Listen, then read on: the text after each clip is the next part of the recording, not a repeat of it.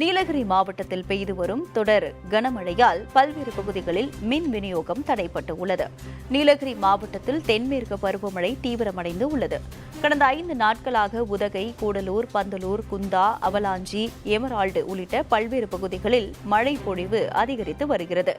அவலாஞ்சியில் தொடர்ந்து காற்றுடன் கூடிய கனமழை பெய்து வருவதால் எமரால்டு, அவலாஞ்சி, அப்பர் பவானி, போர்த்திமந்து உள்ளிட்ட அணைகளுக்கு தண்ணீர் வரத்து அதிகரித்து உள்ளது. பலத்த மழை காரணமாக பல்வேறு பகுதிகளில் மரங்கள் விழுந்ததாலும் மண் சரிவு ஏற்பட்டு வருவதாலும் போக்குவரத்து தடைப்பட்டு உள்ளது. மின்சார விநியோகமும் தடைப்பட்டுள்ளதால் பொதுமக்களின் இயல்பு வாழ்க்கை வெகுவாக பாதிக்கப்பட்டுள்ளது.